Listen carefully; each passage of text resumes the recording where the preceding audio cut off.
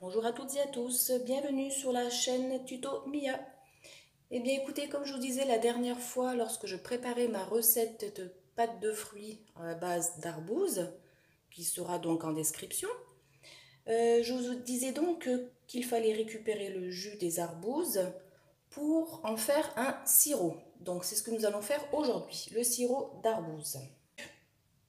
Pour cela, il va vous falloir évidemment des arbouzes, de l'eau. Alors l'eau, ce sera en fonction des arbouzes parce qu'il va falloir recouvrir d'eau. Donc voilà, je ne sais pas exactement combien il faut. Une balance, du sucre. Donc, il va falloir mettre de l'eau dans les arbouzes. Donc, comme je vous ai dit, il va falloir recouvrir d'eau.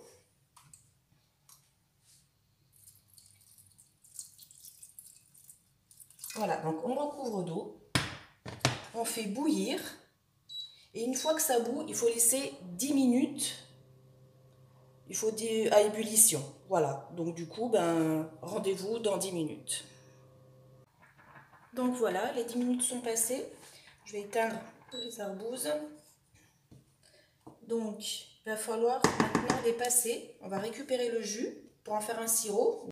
Donc, pour égoutter, je prends ma passoire et j'égoutte mes arbouzes. Voilà.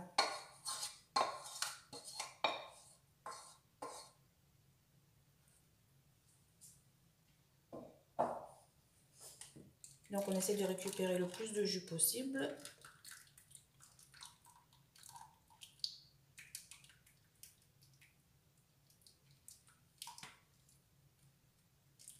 Voilà. Donc, une fois que vous avez récupéré le jus des arbouzes, il va falloir le faire cuire avec du sucre pour faire donc le sirop. Alors, je vais donc peser ce que j'ai en jus.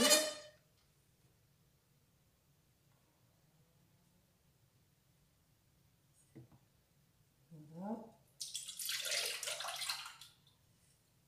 Donc, pour 1 litre de jus de fruits, il va vous falloir 500 g de sucre.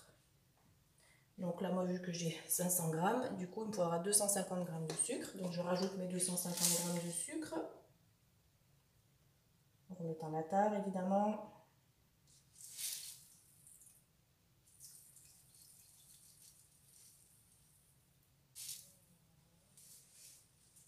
Voilà. Donc, ensuite, il va falloir faire chauffer tout ça pour y faire bouillir. Voilà, donc en fait, il faut y faire réduire, que ce soit pas trop liquide. Donc, on fait réduire le jus avec le sucre.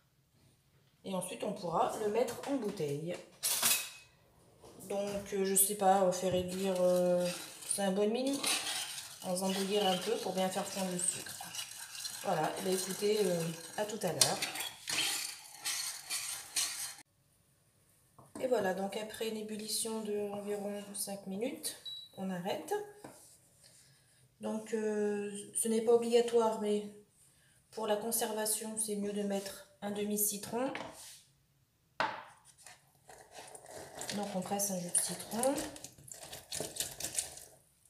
Voilà, que l'on rajoute.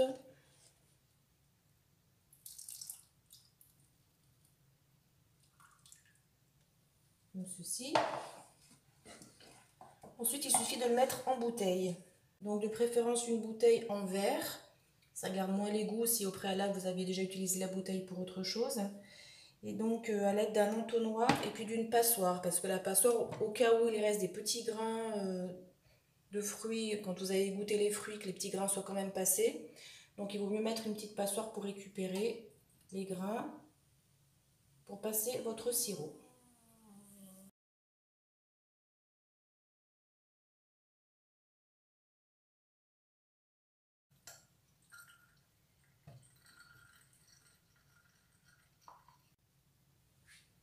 Et bien voilà, une fois que le sirop est tout passé, je vous propose de laisser refroidir et ensuite pour la conservation d'y mettre au frigo.